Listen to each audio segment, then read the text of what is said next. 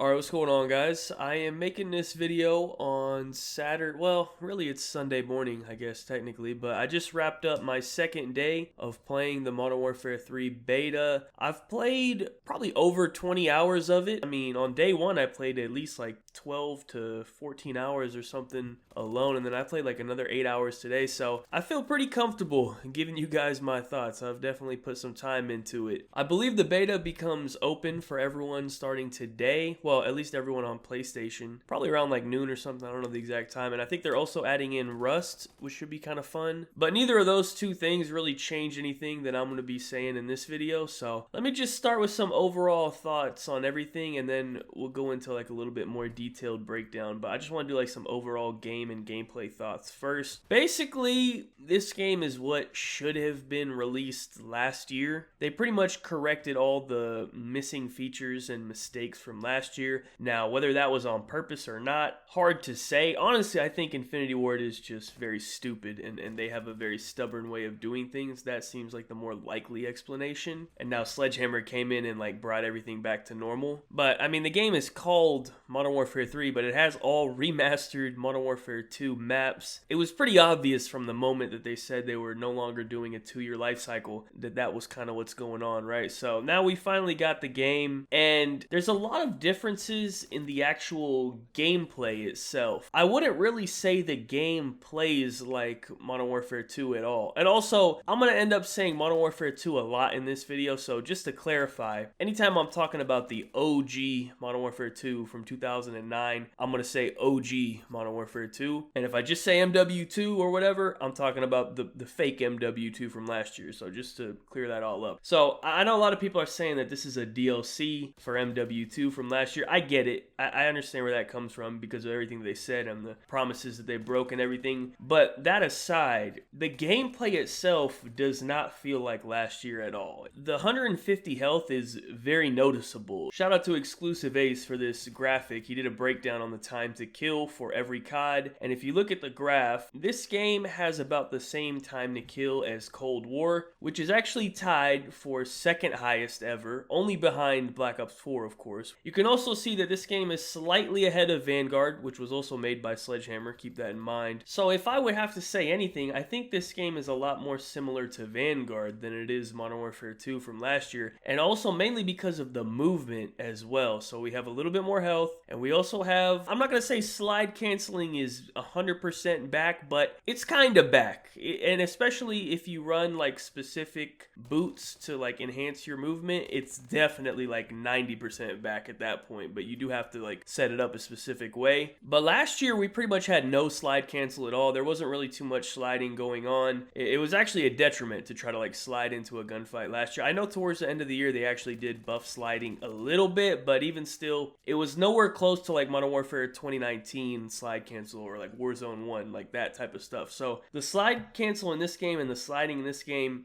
it's not as fluid as it is in Modern Warfare 2019 or the original Warzone or anything like that. I don't even think it's as fluid as Vanguard, but it's definitely more than what we had last year. It's way more movement than what we had last year. It's also, I think, more movement than what we had in Cold War because Cold War doesn't have tac sprint, so it's a little bit different there. So I think the movement on this game is kind of an in-between of like the prime, like premium best movement of like Modern Warfare 2019 where it's like super cracked, and the little bit slower of like what we had last year where like there really wasn't too much movement at all, right? And I'm just talking about in its current state. It's still very early. They could adjust it, they could buff it, nerf it. People could figure out better ways to do it. You know, it's literally been 2 days of a beta. Nothing is set in stone yet, but just based off what we have so far, the movement is kind of in between the two spectrums that we've had in like the last like 5 years or so, right? And another thing is the footsteps in this game are pretty loud. We currently can't rank up high enough to get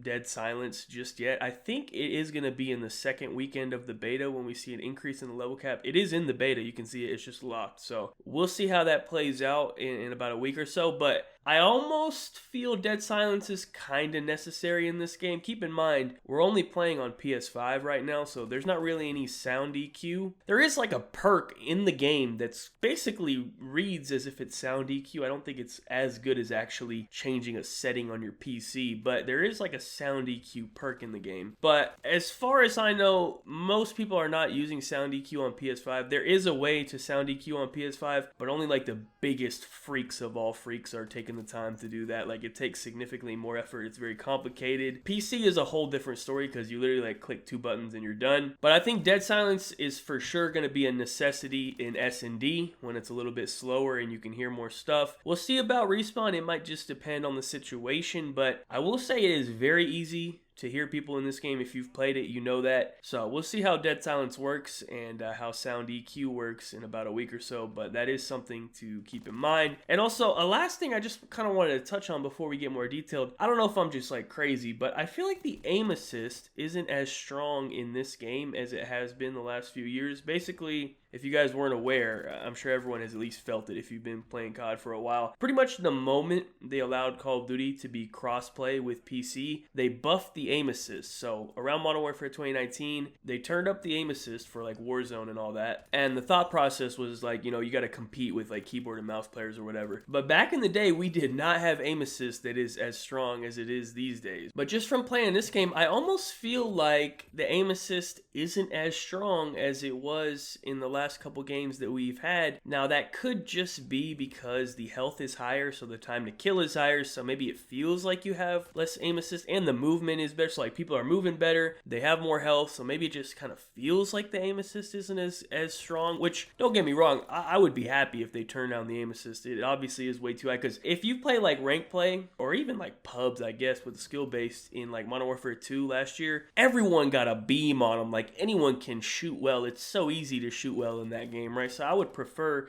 if they make it a little bit harder for people to shoot well, right? But I mean, Cold War had a similar time to kill, and the aim assist definitely felt stronger in Cold War than it does in this game. I haven't played it on PC yet, so PC could be different. I'm just talking strictly PS5 right now, but that was just something that I noticed. And then one final, like, very minor thing, I just wanted to throw this out there too. Originally, I thought I might have just been old. I wasn't going to say anything, but I seen more and more people talking about it on Twitter. I seen like professional players talking about it, so I was like, okay, I'm not the only one, right? I thought maybe I was old, but the visibility on this game is pretty bad. And I don't know how to describe it, but like, it's hard to see people, and sometimes it's very hard to distinguish between your teammates and the enemies. I'll catch myself like shooting a teammate on accident like quite often in this game, and I'll notice people are shooting me as my own teammates quite often in this game, so like they must be having the same problem. And I'm sure it could be improved on PC. Like, you know, we're on PS5, so once you get PC, maybe the graphics will be a little bit better, obviously, but it is something to point out, and I don't know if they could maybe do something to fix that. I'm not even exactly sure what the problem is, but it's hard to see people. That is definitely a thing. So I just wanted to throw that in there. Oh, and then one actual like major issue, I almost forgot about this. This is one of the biggest issues. This might be a long video, I don't know, I got a lot to say. Here is a tweet from Karma. This is about as credible of a source as I can give you in the Call of Duty community, right? And he said that he thinks these might be the worst spawns he's ever seen in a Call of Duty game. I might have to agree with him, and he didn't go into detail because it's Twitter, obviously, so let me try to explain a little bit what's going on with this game. Basically, the Vanguard type spawn system is back, which makes sense. You know, they made Vanguard, they made this game. Okay, cool. It's kind of like a squad spawn system. I don't want to 100% call it a squad spawn system just yet. It's definitely a revenge spawn system, and I think the best way for me to explain that to you is to give you an example, right? So let's say you just killed someone, or actually let's make it better. Let's say you just got a 2-piece, maybe your teammates killed another 2 or something, like, so you got like 3 or 4 dead, right? Your very next step after you get that 2-piece is to turn around. And I mean that, because it is very likely that those 2 people that you just killed spawn somewhere behind you and fairly close to you as well. I'm not saying they spawn like right behind you looking at you, but like somewhere in your vicinity behind you, like maybe around the corner behind you or something. And if you just turn around and wait like 5 seconds, you will see them coming right back to where they died to get the revenge kill. And you will notice that that happens a lot in this game. You will be getting killed by someone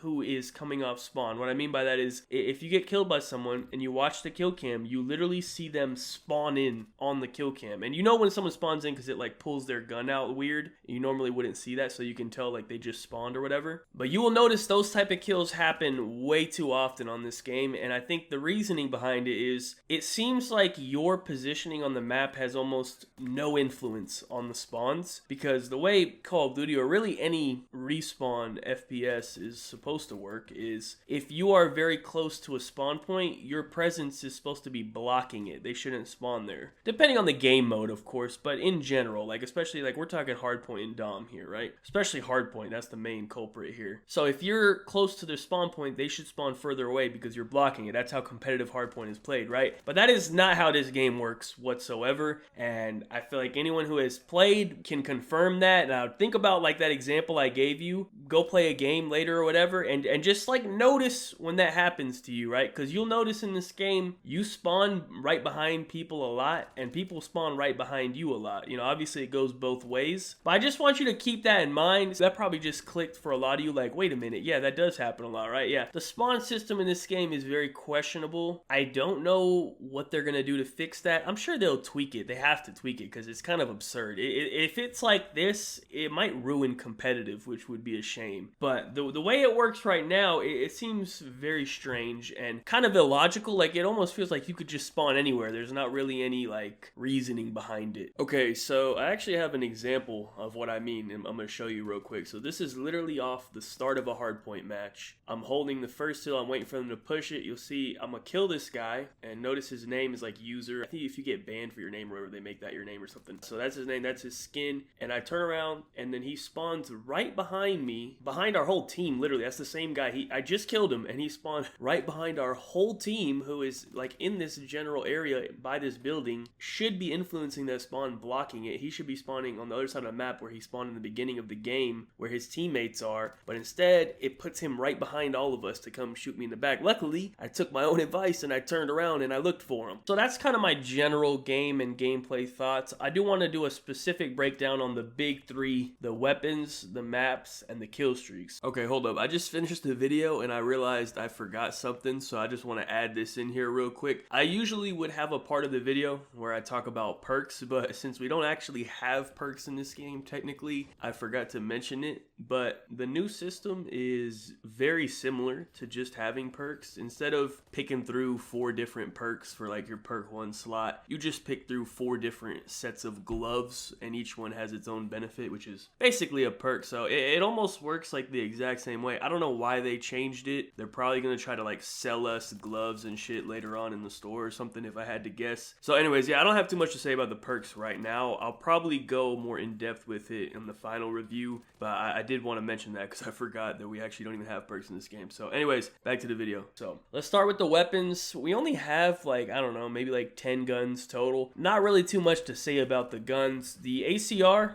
and the UMP are by far the best 2 guns in the game, which honestly kind of makes sense because in the OG MW2, those were 2 of the best guns in the game. Some of the other guns honestly feel kind of weak in comparison, like they're completely outclassed, so we haven't seen very many guns, so I'm not sure if these 2 guns are just way better than everything else, or if the other choices we have are just terrible and there's other good guns, you know, that we haven't seen yet. I'm sure we'll be seeing more OG MW2 guns in the full game, but you know, guns is never really an issue when it comes to Call of Duty, right? Like that's not really something to worry about. Let's talk about maps, because this is a big one. This is probably the biggest one. As I said, Rust isn't out yet at the time of me making this video, so I can't really give you any thoughts on Rust, but I mean, Rust is Rust, you know what I mean? Like, we don't need to talk about it. What we do need to talk about is the actual other 3 maps that we have in the game so far, right? I would say Estate is probably the worst one, and we kind of already knew that going into it if you played the OG MW2. MW2. Estate's okay. I'm not saying it's a terrible map or even a bad map. I think it's okay. It's fine. But it's a little slow on this game. Even with the tax sprint, it still plays pretty slow on 6v6. It's not really that fun for respawn. S&D, I think it definitely can be fun. I remember it being fun on S&D back in the day. I think it would be enjoyable for S&D, but Hardpoint doesn't play well on it at all. It's just too big to be a Hardpoint map. I think an actual ground war like a 12v12 or 8v8 or something, like some more people on the map, then it could be fun. I think the part that surprised me most about the maps is that I actually think Skid Row is the best map in the beta, and I think Skid Row plays better than Favela on this game with this new like remaster and the new like movement and this new generation of COD. I know this is crazy to say because Favela is an iconic map. Skid Row is the best map on this beta, and Favela does not play as well as it used to. I wouldn't even blame it on the doors necessarily. Like obviously out of all the maps, Favela was most impacted by the doors. The doors are a small annoyance, not that crazy, but it just doesn't play as well as it used to, like simple as that. I don't even know if I can even pinpoint why so. It just kind of is how it is. Like Favela plays a little bit worse. It still plays fine, like nothing wrong with it. I'm not mad at it. But I think Skid Row actually plays a little bit better than it used to play. So, you know, the combination of the two, Favela being a little worse, Skid Row being a little better, we end up with Skid Row being the best map we've seen so far. Kind of weird to say, but that's kind of the way I'm looking at it right now. But I wouldn't worry too much about the maps. I know some people are like stressing about the maps. They're like, oh, I don't like Estate. Favela's not as good as I thought. Like, what's going on? We have Terminal coming, which is locked in. We've seen Terminal like 5 times. We know that's going to be good. We have High Rise coming. We have Scrapyard. We have Afghan. We even have like some sleepers. We got Karachi, Invasion. Like, just chill. We'll be all right. You know what I mean? We do have Derail, which is going to be terrible. Wasteland, if you don't snipe, probably going to be terrible. But just chill. We have like 6 high potential maps coming in, so I wouldn't worry about the maps too much, you know what I mean? Favela was the one I was most worried about anyways coming into it. I thought that might change up, and it kind of did, but it's still fine, so like I wouldn't worry about it too much yet, you know what I mean? If we get the rest of the maps and they also play differently and play worse or something, then we could start a discussion, but for right now, let's just chill. We'll see what happens when the rest of the maps drop. Finally, let's talk Killstreaks. Honestly, I think they kind of dropped the ball with Killstreaks, at least with what we get in the beta. You know, there's no like really fun, good Killstreak in the beta, right? Like there's no Chopper Gunner, no AC-130. There's not even like a Harrier or a attack helicopter or Pavlo, something that, you know, something that at least gets some kills, you know what I mean? The best Killstreak we got is the SAE, which is like a lightning strike. You do have like a Juggernaut. It's not that good. I don't even use it. I don't even want it. Part of the fun of Call of Duty is like you're going for your kill streaks, right? But like when your top kill streak is 6 kills, it's like, okay, well, I'm on a 6 kill streak. Now what? Your choices are either A, die, or B, try to get the nuke. There is a nuke in this game. It is already confirmed. People have been dropping a few in the beta. It's called an MGB. It's a 30 kill streak. Exactly the same thing as last year. You could definitely try to go for one as long as, you know, the skill base doesn't put you in a lobby full of freaks. Or if you're playing with like a party and you guys are all like calling in UAVs and shit, like then you can try to get one. It wouldn't be like as difficult, but like solo, when you gotta just rely on your one UAV that you get and then hope that your randoms get some UAVs or something. Like it's almost not even worth trying to go for that, you know what I mean? Especially with the skill base, like you gotta hope that they didn't put you in a crazy lobby, because Ghost is locked currently. So UAV comes up, everyone's on the map. There might be a default class with Ghost, I don't know, but you can't make your own class with Ghost currently. So UAVs are pretty strong at the moment, but I feel like they really messed up by not showcasing some of the better kill streaks in this beta, man. It really was kind of a letdown, honestly. Like it adds more excitement to the game, right? You know what I mean? Like when there's nothing to like play for, because it's a beta, like it's not like we're like grinding anything, you know what I mean? We're just kind of just playing the game. So it would be fun to like at least have like a Pavlo, like a Harrier, something that can, you know, pop off and get you like 8 kills or something. You know, I'm not asking for a lot. I'm not asking for AC-130, but like we gotta at least have something. So yeah, that's kind of it for my initial thoughts on the game. I wanted to get in details, give you guys everything that I thought. I've been kind of writing down some notes as I've been playing, and now I just kind of letting all my thoughts out there. But let's just wrap it up. Listen, I'm gonna say this. I think this is the closest we are ever gonna get to an actual OG MW2 remaster. I don't think we ever see another like full remaster like how they did with COD 4. I just don't think they're gonna do that again. So I think if you're old enough to have any memories on the OG MW2, I'd say if you're at least like, I don't know, 20 years years old and above, you probably played the original Modern Warfare 2, right? And you probably have some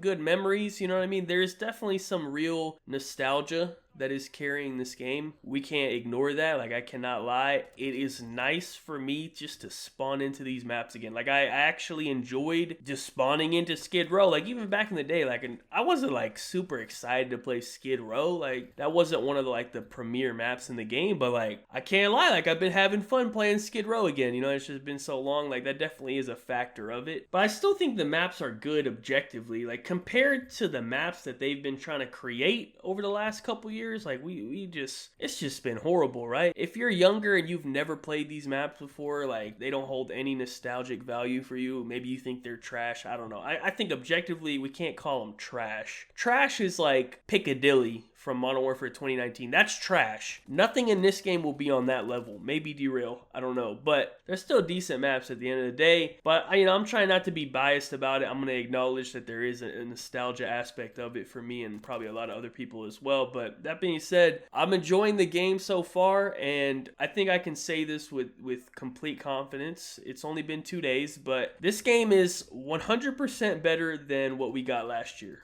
No doubt about it. The moment I heard what the game was going to be, I could have pretty much confirmed that. But now that we've actually played it a little bit, like 100% this game is way better than last year. I don't know what that means. Like, that probably doesn't mean a lot. Last year was like an incomplete joke of a game. I'm not saying it means a lot. It's not hard to be better than like trash, obviously, but I did want to mention that. That's pretty much it though for my initial thoughts on the game. I will drop a full review after the second weekend, so next Monday or something. I don't know when it actually ends, something like that. After we've unlocked a little bit more things, maybe they add in another map or two. I think they said high rise for weekend 2, so we're gonna get Rust and high rise, and then more guns, higher level cap. So once we get all that, we get a little bit better idea of the game. I will do my full review, and then we will wait for it to come out. So anyways, that's pretty much it for the video. Thank you guys so much for watching. Be sure to like, rating if you enjoyed, subscribe if you're not already, follow me on Twitter, links in the description down below. Check out my last video if you missed it. Other than that, have a good day and peace out.